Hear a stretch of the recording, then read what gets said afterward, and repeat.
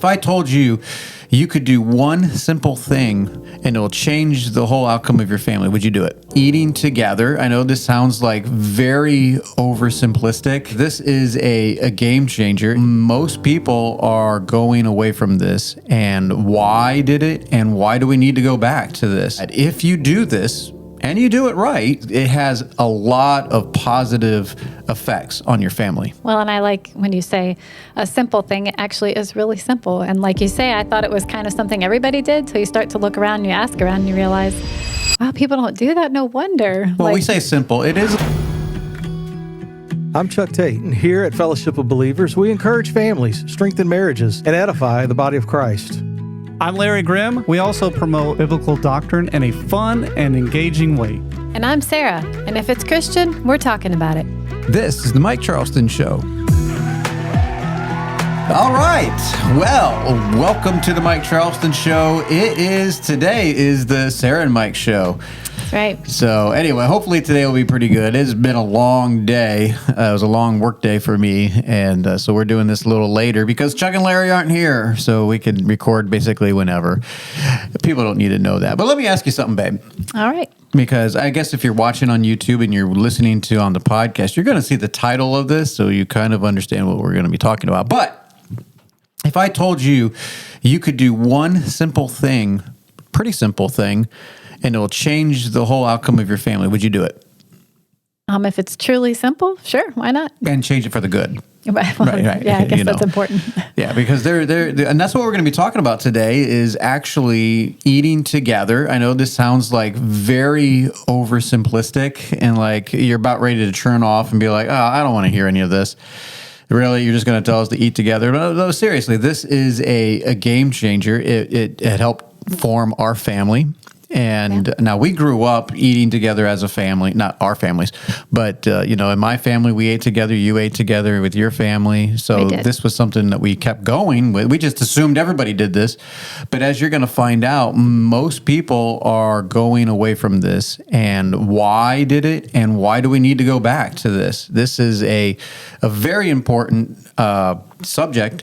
And it's one of those subjects that if you do this and you do it right, it has a lot of positive effects on your family. Yeah. Well, and I like when you say a simple thing, it actually is really simple. And like you say, I thought it was kind of something everybody did till you start to look around and you ask around and you realize, wow, people don't do that. No wonder. Well, we say simple. It is a little bit more difficult these days. And we'll get into that later on some of the challenges for a 2-income home and all that. But why we say it's simple is because you have to eat anyways. Pretty much. Most people are going to eat. So why not do that together? And some of you out there are like, well, no kidding. Well, you'd be surprised. Yeah. So hang on and listen. But we've got some ideas for you and some problems of what has got us to this place where we just don't eat together anymore. Right. So I actually have some stats. And so I found these on a... Oh, you want to go to the stats already? Well, sure. Okay. I thought you wanted to go to your memories. But... Okay. So it says in a survey conducted in October of 2019, 29% of Americans said they sat down and ate at a dinner table every day. And I thought, 29%, that's so sad. Now, every single day, but I'm guessing what you're saying is that you're sit down to eat a dinner, the meal, dinner time, right. Supper, whatever it is, every day. Yeah. 29% of American families that were surveyed, and so that means 70% aren't sitting down together for a meal. Yeah. And that's kind of sad. That is really sad. So what are they doing? Honestly, we grew up differently, and we definitely eat together as a family. I mean, there were definitely times where we didn't, because of an event or something like that, but 99% of the time we ate together as a family for supper at least. Right. Yeah. And then another one is roughly 70% of meals in America are eaten outside of the home. Now I can believe that. Now you're talking, on my way to work, I drive by McDonald's, Burger King, all these Chick-fil-A, and the drive-through lines are full. At lunchtime, I drive by the same places. Even more restaurants are open, and they are full. Yeah. And then at home, on my way home, restaurants are starting to fill. I mean, people like to eat out and pick something up quick. Yeah. And this is part of the narrative that we're going to be talking about, is that slow food doesn't exist anymore. We are so in a hurry to go from one place to the next that just eating is just a thing to do. It's not to be enjoyed. It's a thing to do. And we're going to make an argument that whether you're secular, Christian, whatever, there is statistics out there that show that slow food, eating together and eating slowly, don't be in a rush to scarf it down, is actually a good, healthy, spiritual thing. Right. So, well, it's actually interesting because if 70% of meals are eaten outside of the home, I'm wondering, when I go to Costco or Sam's or whatever, what are all these people buying? They're not eating at home. So is that for the little 30%? But I'm like, snacks. I guess. You got to have snacks. I don't know, but I feel like the stores should be emptying of people. Well, yeah, 70%. So like 100% of your meals are pretty much eaten at home. Pretty much. Because you're home. Yeah. 66% of my meals are eaten at home. I eat breakfast and supper at home, and lunch I'm at work.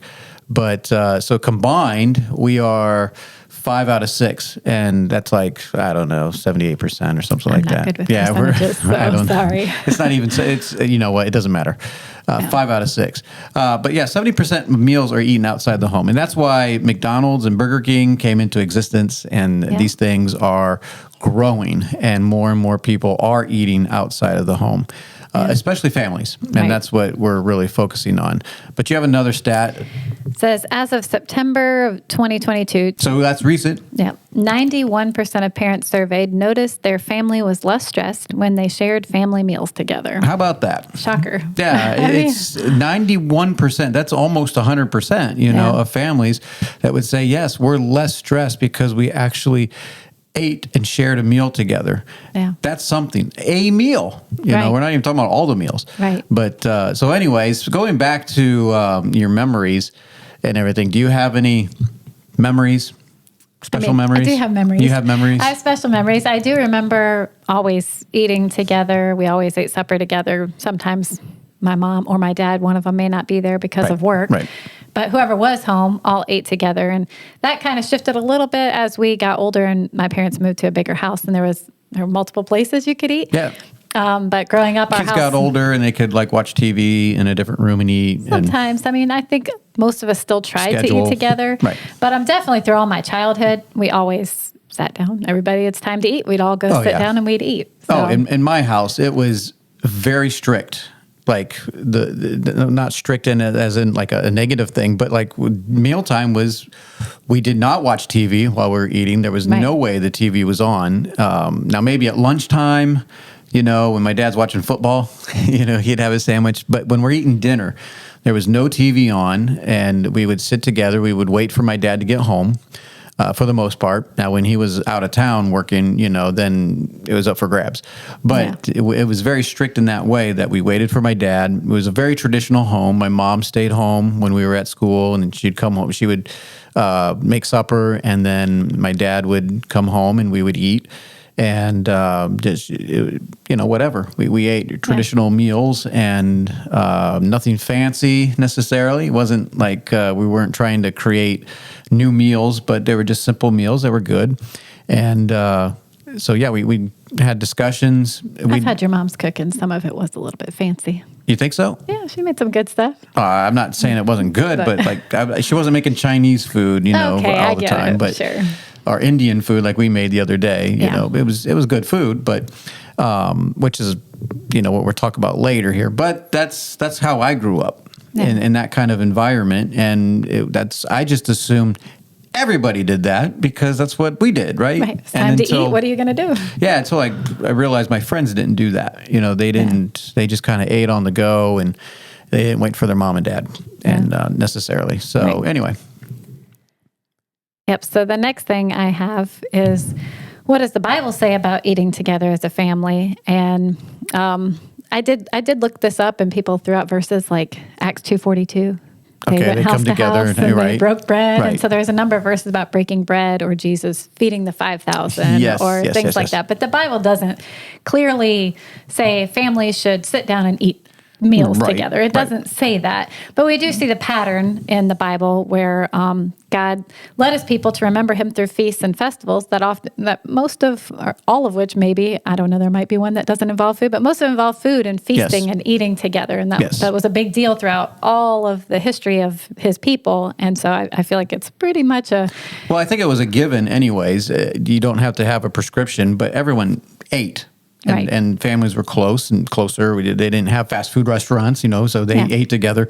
But God implementing these feasts, it was a focus on food, which was like the Passover, the Feast of Unleavened Bread, the Feast of First Fruits. The Passover was a big one, obviously. And not only the Passover, you had Shabbat.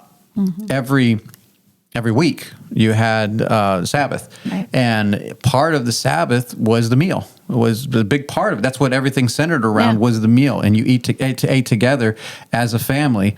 And if you had a guest, they had a place of honor, and they would join into your family for this special event. And so it was at least something that would slow you down for at least one day of the week, and where you could eat together and enjoy a meal together. But that was kind of the focus of the Passover. And that's kind of why we, at Fellowship, I insist that we eat together.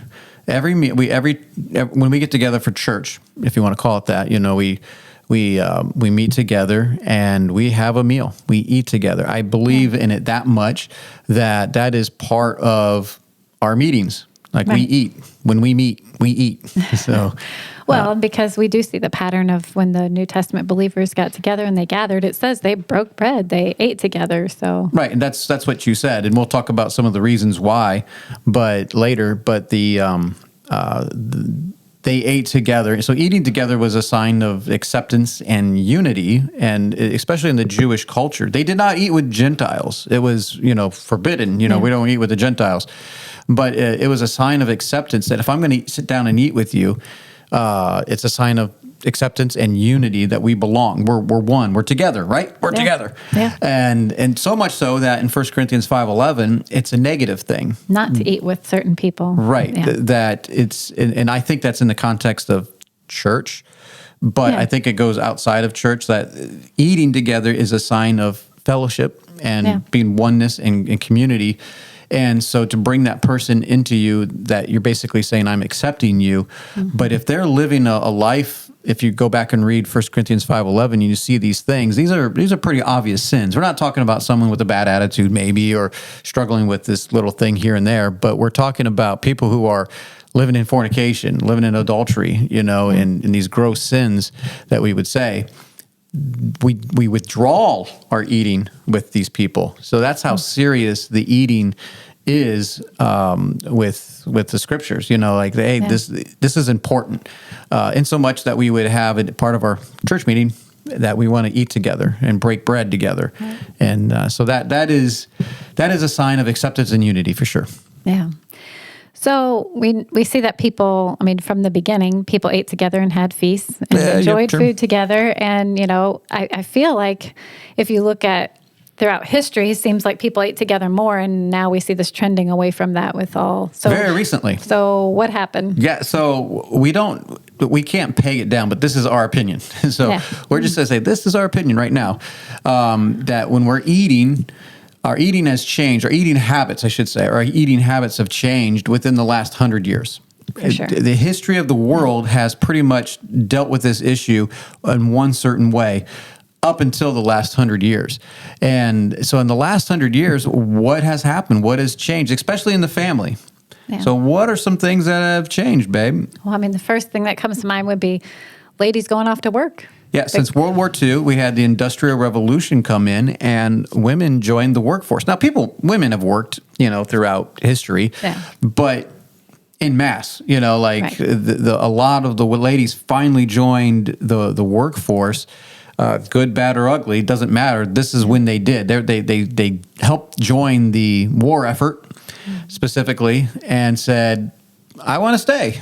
I'm making money. And so a lot of us put money ahead of household and in the household structure. So right around that time, that was kind of under attack. Well, maybe originally because of the war, it was supposedly out of necessity. Yes. And then we just kind of went with it and like, hey, actually, if I work and you work, we can make double the money, and I can help out. Right. And so that leaves a void in the home, though. If a lady goes off to work, then who's going to stay home and cook? And the stereotype of the cooking, cleaning. That's right, of the lady.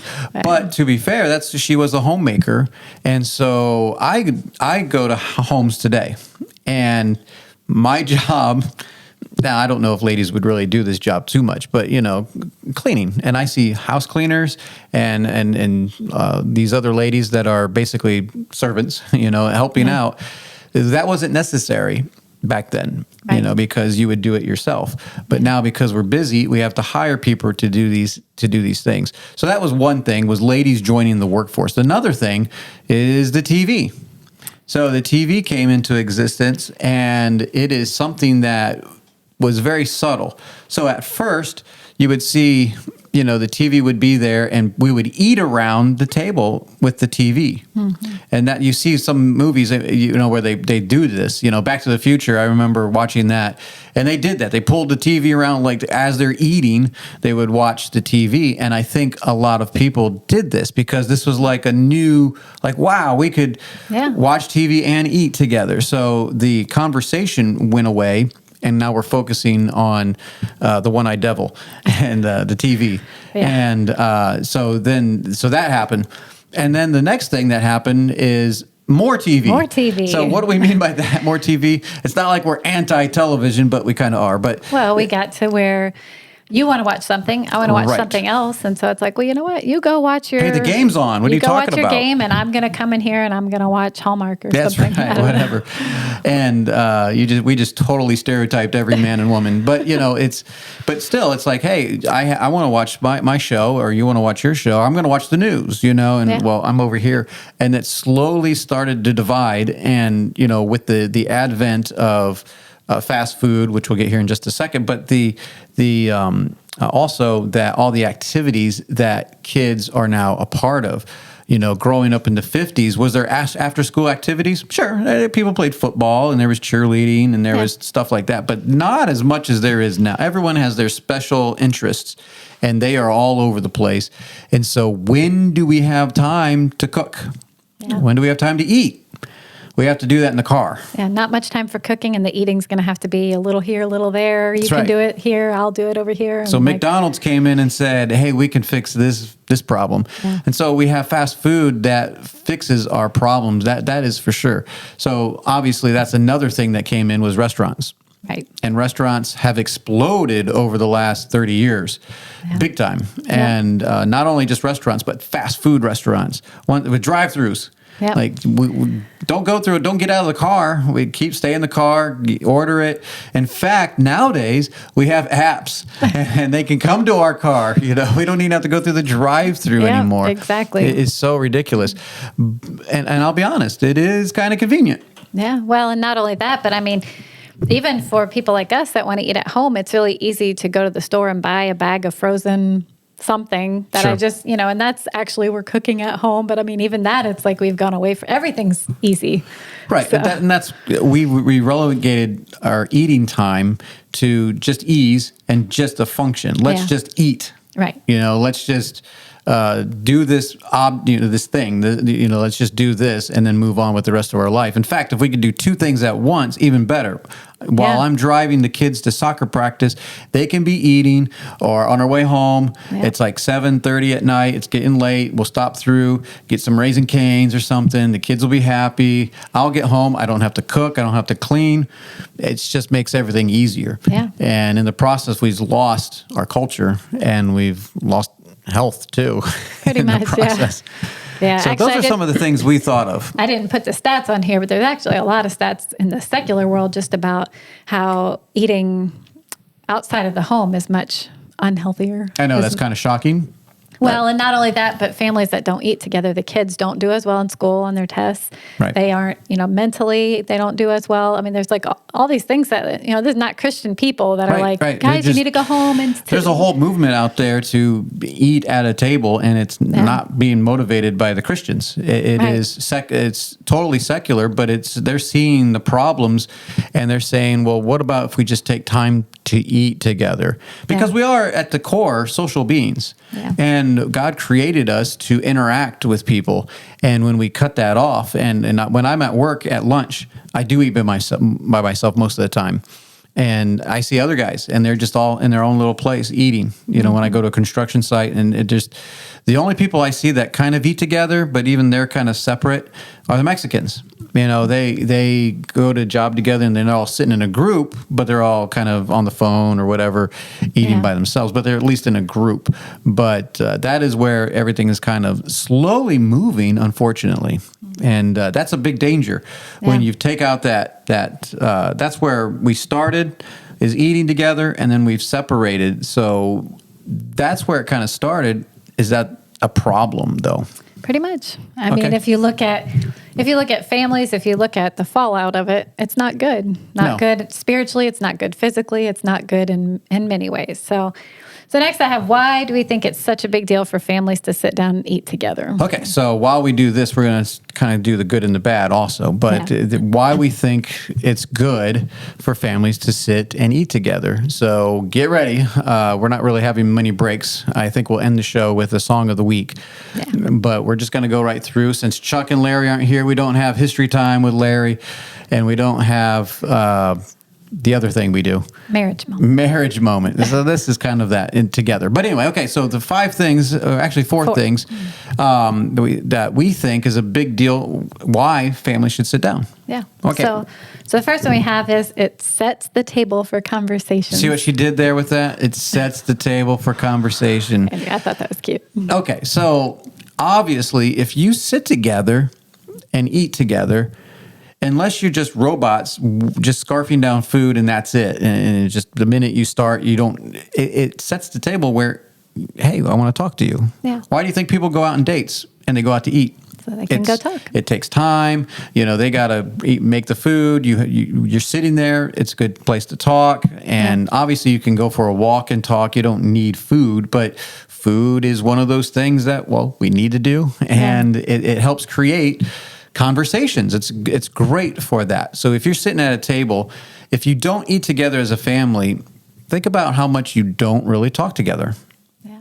Well, this is a forced time. If we didn't sit down and eat together, there would be days that there wouldn't be a whole lot of conversation. Like when we sit down in our house. Okay, but when we sit down, like that's the bulk of our conversation, and it's not unheard of for us to sit down for supper and we sit there for 2.5 hours. Like that's not totally unreasonable. Uncommon. That's not every day. But anyway, I will say also when you talk about sets the table for conversations, it does help if you don't come to the table with everybody with a phone or with, that's a good point. And we are talking about the TV's not on, That's true. Maybe over there in the dining room or whatever. This just like we all come, we sit down. I know of at least one family that struggled with, they'll sit down and eat, but nobody really has conversation. So they would buy the little box of conversation starters. Yeah, so, I mean, if that's where you are and it's like, we're not really you haven't done this in a while and you want to try to get your family back to the table and like, you might want to try getting some help like that. If that, if you need that, that's not something we need, but.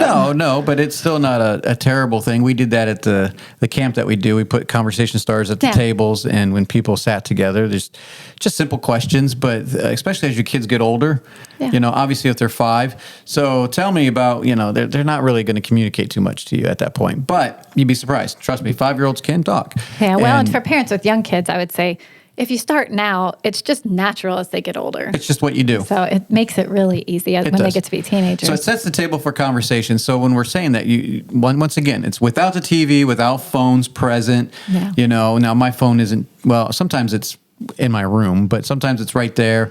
But we don't answer it unless I'm expecting a phone call. It's just it's out of sight. Yeah. But it's a place to share stories. That's part of a conversation. We share stories of the day, maybe. Yeah. Hey, I was at this house, you know what this lady said? Or, hey, especially now as our kids are getting older and working, like, what did you do today? What were some of your experiences? What are you doing?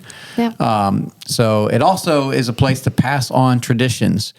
You put like giving God thanks. Okay, so it's not really a tradition. I would hope that everybody does this, and I guess it's traditional, but it is a time like we're all together.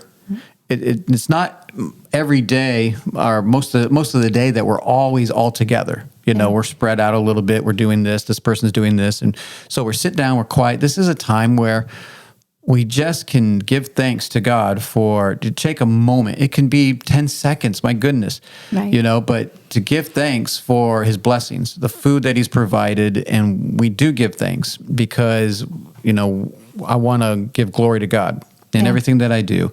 And in my work, yes, God's given me the ability to work. He's given me the ability to raise a family and provide.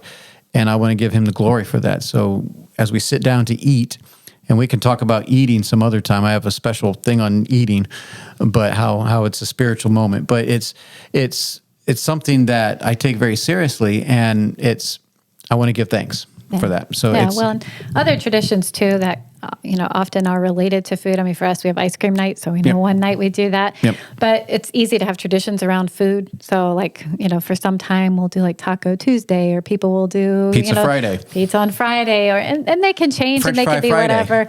Oh no, French Fry Friday. So, I mean, it's just an easy way to incorporate traditions and things that you could look forward to. It's something unique to your family. Like I remember growing up, we would eat Mount St. Helens, which nobody knows what that is, but it's because they made it up, and it's really shepherd's pie. And it's like, but I mean, I remember them talking about how, at first my dad would like he made his mashed potatoes on the top look like a mountain. And so it's like, it's something he would. I remember, and it's like kind because of like, they lived by Mount St. Helens when it blew. Right. They did. So anyway, I mean, it's cool to have traditions like that and stories and whatever. And so that's, Yeah, passing on obviously holidays are a good time for that. Yeah. Around New Year's time, it's centered around food a good bit. And I tried changing that, and the kids revolted and like, no, we have to have our food. And I'm like, okay, it's tradition. Another thing about setting the table for conversations is it's easiest way to get to know someone is with food. Well, that's why anytime you're like, you want to get to know somebody, you say, hey, want to meet me for lunch? Want to come over? Whatever. It's a good excuse.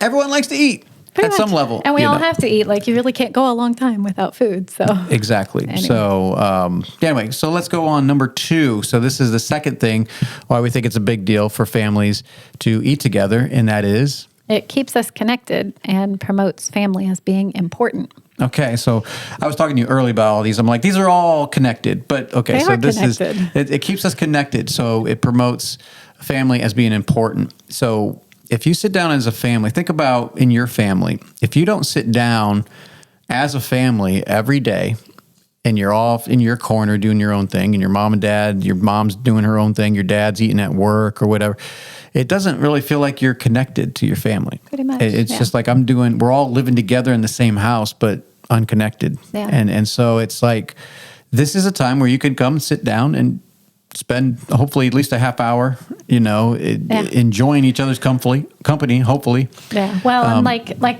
I was saying earlier, some days if we didn't sit down, we wouldn't have a lot of conversation, but it's not, I mean, like we would have conversation, but I'm saying all of us together, because like throughout the day, I'm talking to different ones, and I'm connected to them more because I'm with them all day. Right. And so, but when we have supper, then we're all able to connect. So Sure. And it also slows us down from the rat race. So you feel connected, but it also, let's slow down from just life. And life can get busy, life can get fast and hectic, and I'm if you ask people how they're doing, what's the normal response? Busy. I'm busy. I'm busy. Everybody's busy. Everybody's busy. That's the common response, whether they're busy or not. And everybody has that list that's never going to be finished, in their head or on a computer or whatever of the things they need to do. And so it doesn't stop. It's like that list goes on. Take time to eat together. It's very important. And okay, so number 3. Number 3, it helps us teach and show our children how to be adults. Okay, so this one I'm like, what are you talking about? But being a mom, I guess you could understand this one a little bit better. But you're like, especially with the younger children, you teach them manners. Help me out here. Manners definitely comes to mind. Because adults like to eat too, I guess. So they do. Right. But I feel like it's a great opportunity to show your kids, one, how to interact with each other. Right. And so they're sitting there and they're, fighting with their fork or whatever, or Position over the on food. the bench. Or, I want that bigger one, Yep. or whatever. And so it's a great opportunity to be able to teach your kids, I would have wanted that one too, but you see how I passed it on to the next person, or, just whatever the case, it gives you great opportunity to be able to. Preferring one another. Yeah. And to not just everything revolves around me and I get all the food that I want when I want, or Teaching like them. what we made our kids do was to make a happy plate. And not a lot of people do this, and you don't have to, but you're going to eat your food, which means don't get too much. Right. We've been in many churches, and kids are notoriously have big eyes, and they fill their plates up and they never finish their food. Well, that the parents need to pay attention, and Right. be like, no, you need to get enough that you can eat. We learned that. Like, not a lot of adults do that. Yeah. Like I don't go to a church function and like get a whole bunch of food and then sit there and don't eat it. Why? Yeah. Because we've matured and we know that, hey, I'm not going to be able to finish all this food. Right. So I want to respect everybody in the process, Well, and also teaching them self-control. self-control. Because, right. obviously, if you have a 3, 4, and 5-year-old and you just take out the ice cream and like, okay, y'all want ice cream? Oh, they're going to eat the whole thing. There it is. It'll all be gone and everybody's got a stomachache that night. So it's Right. a time where but you they'll can... be happy for a while. For a little bit. But it's a time you can show your kids, like, yes, I would want more ice cream. But if I keep eating ice cream, I'm not going to feel Maybe that's good. not a good example. Okay. No, but no, that one that is a good example. But yeah, it is a teaching how to function together, and especially like, hey, you're out of line. Nope. Sit still. Yeah. You can do this for at least a half hour. This is not. We're not asking you to sit here for 2 hours. And this is good for them. It's good for us to not always be on the go. It's not always about us. And a lot of people want to blame ADHD and all that. No, how about you just sit down and eat together and be like, no, we're not. Just because you get done to eat. One of the things that we did was we made our kids ask to get down if they needed to get something or to be excused. Mm-hmm. And to the point where, like, even Abigail, I'm going to embarrass Abigail, but she's 20 some years old, still asking to be excused. Please be excused. That's right. And so it was ingrained into her. I'm like, girl, you are 21 years. You don't have to ask. But we didn't want them just to get up. Yeah, and that's the thing. It was a nice thing to teach them. That is, I've been with kids, and when they're done, they just get up. They'll get up, they'll just leave their plate and just go. And we'd also teach them, this is not a restaurant. Nope. Like, we don't have a waitress here or a waiter that's going to come and clear the area. And you don't have to do that. Some families like, I don't want my kids touching the dishes, then so be it. But for us, we wanted them to know this doesn't just happen. Like, Yes. we all play a part in this. So. Well, yeah, and I'll embarrass Rebecca, but I remember one time she was, I don't know, about 2 years old, something like that, 1.5, 2 years old. And this is before we instituted the may I be excused, and this is probably why, but she got done eating and she just got done. She just got out of the chair and left her plate and didn't clean it up, or whatever. And I'm like, whoa, Rebecca, no. So what I did was I told her to get back in the chair, asked to be excused, and then get down and put your plate in the kitchen. And then bring it back. I had her do that 10 times. I didn't have to. It was fun, and she laughed about it and all that. But after the 10th time, she got it, and she never messed up again. She knew it was time to put the plate up when I'm done. I'm responsible for my plate.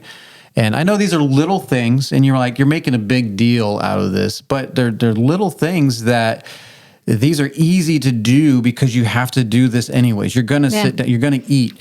You might as well incorporate some other things with this and teach them responsibility. Teach them that it's not all about us. Teach them it's not, I go in my own little world. We're a family. Yeah, well, that's the thing when we talk about, may I please be excused, it's like I might be done eating and I'm ready to get down and move on with my life or do whatever else I need to do. But it's like sometimes we would tell them, no, you can't be excused, because we just wanted them to know that like it isn't all about you. Right. And like maybe you still were talking or whatever. And you know, so I mean, we're not going to have them sit there for hours. Right. But I mean, it's okay to sit for an extra 5 minutes when you're done and you're like, well, I just want to move on. It's like, no, when we're ready to move on, or when, you know, we think it's fine for you to get down, then you can get down. But yeah, because we would, early on, especially with the kids, we would still have big conversations, but they would get a little antsy and we're like, okay, now you can be excused. And we would still sit there and talk, but they usually were doing the dishes. But anyways, okay, so number 4, let's get to number 4. Okay, number 4 is that culture is built on food.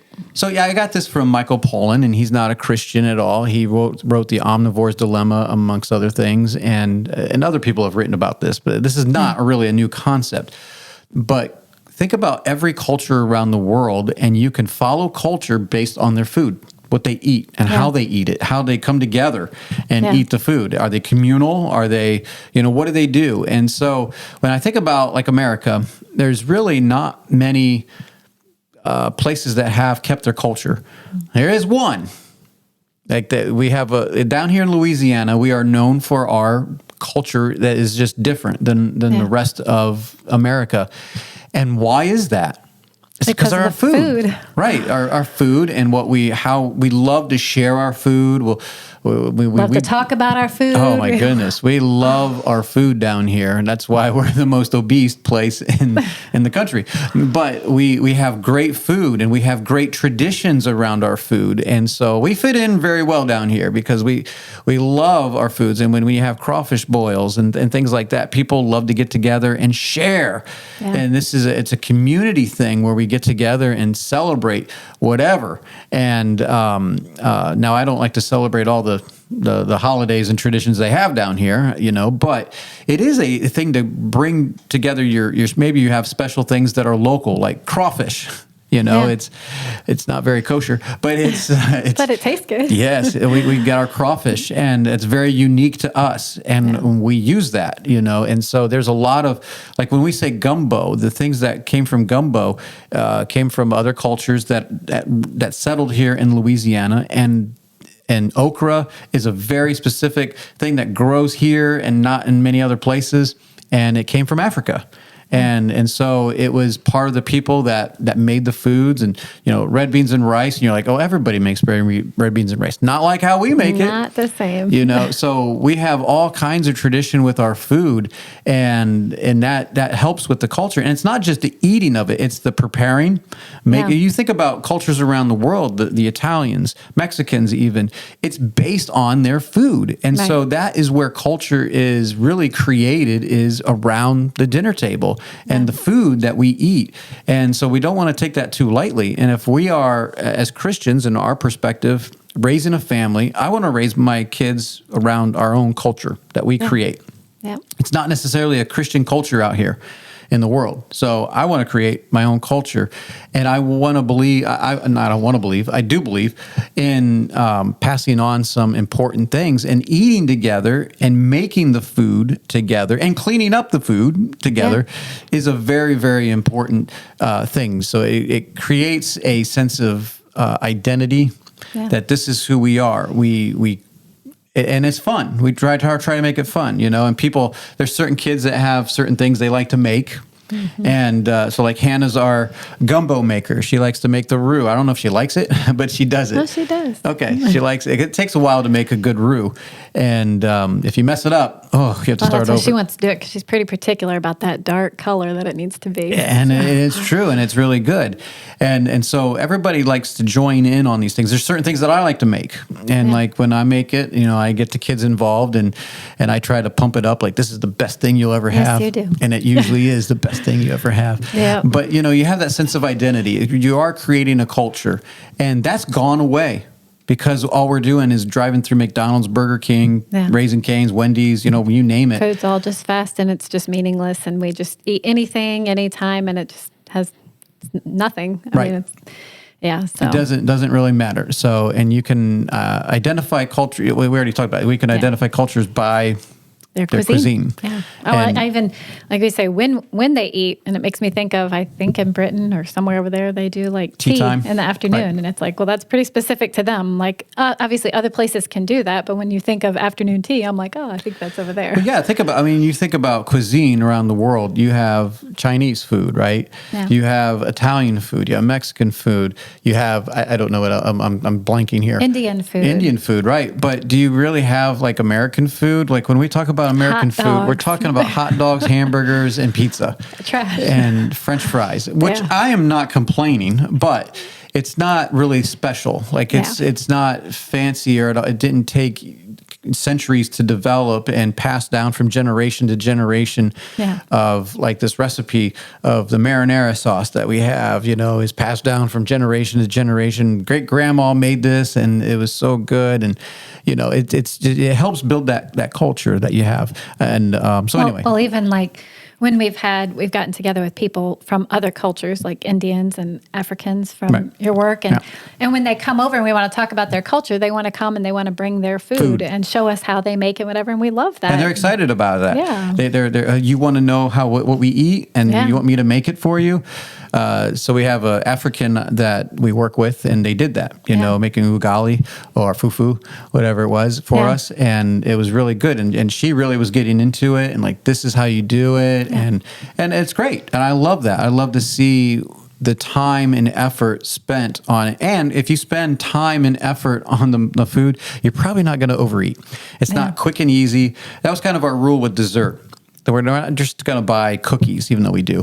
But if you want dessert, you got to make it. Yeah. And that takes a little bit more effort. And you're like, do I really want to make the dessert? Yes. Yeah. You got to be careful because you have Hannah in the house, and she will make desserts. And so anyways, those are the four things. But what about some practical things? So we have some practical helps here, right? Yeah. Yeah. Well, I wanted to talk about when you're at work, what that looks like for moms that are home with their kids for breakfast and lunch. Okay, so specifically homemakers that stay home, and the dad is out of the house for breakfast and lunch, maybe. Right, because I've known some people that they'll kind of let their kids wake up and kind of free range, and I'll just stay back in the shadow, stay in my room, and have some me time or some time with God or whatever. And I can appreciate that. And the kids just eat cereal or something. Right, and you want to teach your kids to be independent and to know how to get their own food. And that's fine. You should teach your kids how to make an egg or whatever. They should know how to make their own breakfast. Right, But that's not the point. That's not the point. I found that breakfast time was a great time for me to get everybody together. It's the start of the day, so we're going to kind of set the pace for what we have for the day and what things that we need to do. And so we'd sit down and we'd eat breakfast, and then we'd get our Bibles and we'd read whatever chapter we're on, read a proverb of the day or something. We did that for a while, and sing songs, read missionary stories. I mean, like I would have sometimes a list of things, and it would change through the years. Sure. And it's not something that has to be religious and the same forever and ever and ever. But it's a great time. Your kids are all there. They're all sitting there. They're all, you start when they're little bitty and it's fun, and you're, talking about fun things, telling them stories, whatever, and they just soak it in. And so I just feel like it's a great time to come together with your kids and kind of set the pace for the day. And then like, okay, from here, where do we want to go? What do we need to do? And even when they're older, now, there are many of them moving on and having jobs and things like that. But it's like in the morning, if we come together, whoever's here, we talk about what do we need to do that day and what's, what needs to happen. What are the most important things? Right. What do we hope to do, whatever. And so I just feel like it's a great thing to do. And even at lunch, I realize lunch, sometimes can get, especially when your kids get older, people are kind of spreading out or whatever. But I feel like it's a great time to come together and talk about, okay, what did you get done? I know you had a list of things you wanted to do. So what didn't get done? What's on the for this afternoon, or what did you learn? What were you reading about or studying or something? And so I feel like it's a great opportunity to once again just kind of come together and regroup. So and you could plan this a little bit. I know some people like to do devotions around the dinner table, but let me give you a quick suggestion. I know your dad, not to call Mel, sorry, but make sure you're done eating before you do some of these things. He wants to start singing. I'm like, I'm eating. I'm in the middle of chewing, and you just start wanting to sing or something. So if you're going to just sit around and lounge around and talk and maybe break out in song or open up the Bible, make sure that who you're asking reading is done eating, or singing, that we're not like in the middle of, I got half a burger here and it's getting cold because you want to sing, a song. Make sure some of that stuff is done. But I did want to talk about like the spiritual aspects of sitting together and eating. It can bring, some people want to do the devotions, and that's fine. Yeah. We weren't one to really have a sit down time and do devotions. However, when we sat down to eat, it created so many conversations about spiritual things that it just came out. And people would ask questions, or what are you reading in the Bible these days? Or I was listening to this today when I was working. Yeah. What do you guys think about this? And we would just end up talking about this talking about whatever subject for a while. One of the other things we did, which we made it fun, is that our table wasn't fancy. It wasn't really fancy. It was very practical. And we would put a clear tablecloth. It was plastic or whatever, and we had magazines and just different little things that would create conversations and all kinds of things, whether it was spiritual or just learning things or whatever Changed it was. Throughout the years, different things. Absolutely. Yeah. And so it would be on the map, or not the map, on the table, and we'd have maps, whatever. Yeah, I was thinking maps, I guess. But it would be out there, and we would talk about these things. If Israel was in the news and we had a map of Israel and be like, well, here's Israel and here's Egypt and here's, remember the things we were reading about in the Bible? Well, there's Egypt, here's Israel, and, over here is where Ur was, and stuff like that. And it's just a time where you can slow down, sit down, and relax and get to know your family a lot better. I mean, I don't know how much more emphasis we can put on this, where the majority of the world is going away from this, and look at where we are. And I'm not trying to say this is the answer, the key, whatever, but this is a big one. Honestly, this is a big one. If we just enjoy our families again, and by enjoying our families, that means enjoying cooking together, preparing the food together, and then eating and cleaning up and all that is part of it. But what you had also talked about, like single parents or a mom who's working outside the home. Maybe we're married, but I'm working outside the home. Yeah, what do you do, huh? And I think there are still things, you still do have to eat.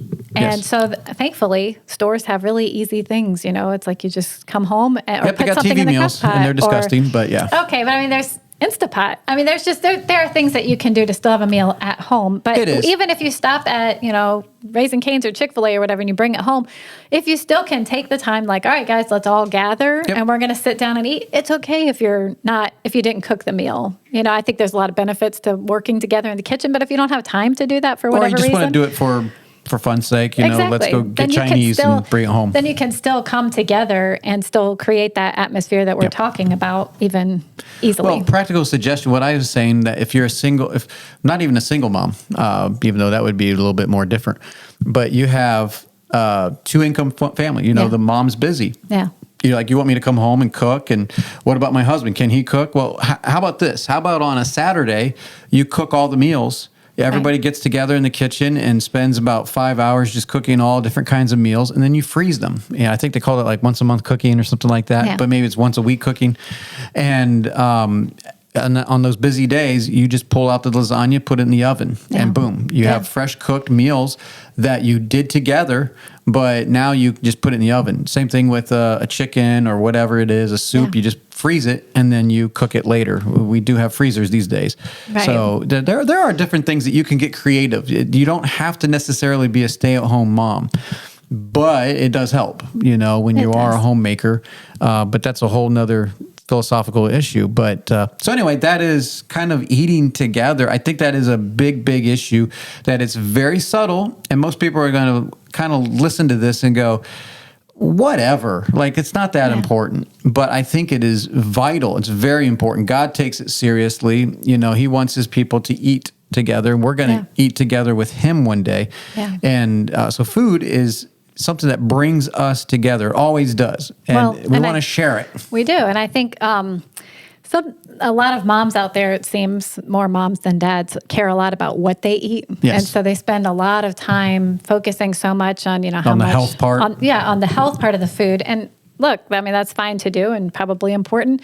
But I will say how you eat and coming together and sitting down, I think is way more important than just what is actually eaten. Yes. So. One lady was asking us one time about that and just like, well, because she was so into health, and I'm like, you got to ease up on that because your husband's not in it, your kids aren't into it that much. Right. Just ease up. And she's like, well, it's just, you're just going to want them to eat whatever. And I'm like, well, look, here's the facts. If you just cook from scratch at home, you're going to be a lot healthier, just there. Right. You may not be as healthy as if you whatever you do, but don't get all that garbage food from out there, at the stores and all that, and pre-made foods. Make it from home. That is healthy right there. Yeah, sure, I get it. There might be some gluten or whatever that you're trying to avoid and all that, but okay, you can get around all that. But Joshua, you don't have that. You never did that sounder, huh? Yeah, okay, yeah, he was... That's right. That's right. And hopefully you'll have some of that when you're at home and you hear a bunch of that. So I know the kids love your food, and I love your food. But I enjoy eating, and I enjoy eating with people because that is a good time to talk and to get to know one another. Yep. So yeah, you're right. What's more important? I think how we eat is much more important than what we eat, even though I do think what we eat is important, and we shouldn't just throw that out. I think naturally we'll just talk about it. Yeah. Because it's like as people get into the foods, we're like, well, is this, we're not going to eat fried foods every day. Right. If you're making it from scratch, it's just it's a hassle. Yeah. But you get creative with your foods, and people be like, hey, is this really good for us? It strikes up a lot of conversations. But anyway, anything else you wanted to talk about? No, I think that pretty much covers it. I think people should go home and cook something and eat together. Cook it. If you don't know how to do that, I mean, it's the internet, man. There's YouTube. There's all kinds of things. Start simple. Which is really nice because when we got married, I really didn't know how to cook. You really didn't. Much of anything. We're not taking a shot at you, but you really didn't. We were eating frozen burritos. Pretty much. And and there was barely internet, not like it is today at all. So, I'd get cookbooks and you kind of go through. Remember, you had to star each one you're like, I would like to try that. But with the internet now, you can pull up a recipe and then they'll have a video right there where they're showing you this is what that looks like. So when you're stirring, there's no excuse. Right. It's just really simple. So, but involve your kids too. Like, don't just be like push them off to the side and be like, I got to prepare this big old meal. It doesn't have to be super fancy. It doesn't have to be anything like that. Involve them. But they might have knives. Look, man, teach them safety. Right. It's our kids have probably cut themselves a good number of times, cutting things, but it's just part of the thing. We've cut ourselves, but anyways, you just have to be careful and involve your kids and go make something. The Mike Charleston Show. Music with Sarah. What song do you like?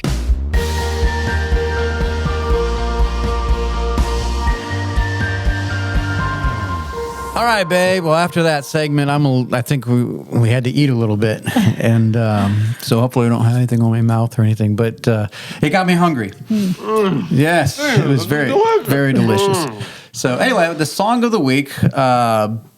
It's kind of newish. It's not 2021. Right, a few years old, but this is just a fun song. You like? It is. It's a happy song, and he didn't play this at his concert, though, did he? I think he might have. He might have? Yeah. I don't remember. Yeah, I'm not sure. It's been a little while. This song is called River of Life by Mac Powell. Yep. And if you don't know who Mac Powell is, he was the lead singer of Third Day. So if you know Third Day, he's the guy with the big old goatee and stuff like that. Okay, but anyway. I don't know what he looks like. I know what he sounds like, and he sounds like Third Day. He sounds like this. Yeah, exactly. Anyway, this is a happy song. Brothers, sisters. Wow, babe, you got it. And it starts out with the chorus, and it actually only has just one verse. So, it's a very simple song. It's upbeat, short. It's fast. It's just happy. It is happy, but it says, come on down to that river of life. That's what it's called. And it says, guaranteed you'll never be the same. And I love it because I feel like it's the story of my life. And I feel like... Really? Because I feel like since I found Jesus, which is another song. I found Jesus, yes. My life has never been the same. No, right. And yes, there are times where you get caught up in the things of this world. You're, busy doing whatever. But I'm like, but it always comes back to, Jesus. Mm-hmm. And that's what matters in my life. And so my life has never been the same. And so it says, Bring your sins and all your guilty stains and let that river of life wash it all away. And so I love the picture of water. I know people have made fun of Christian music and always has these water references, whatever. But it's for good reason, because the Bible talks about Water a lot. And you think of the woman at the well, Yep. and Jesus said, I'm going to give you the living water and you'll never thirst again. And so it's the verse says, you've been searching, carrying burdens. If you've been lost and looking for a home, if you've been drifting and something is missing, you should know that you are not alone. Hey, brother, sister. Yeah. It's just a fun song time. I did Sorry. something there.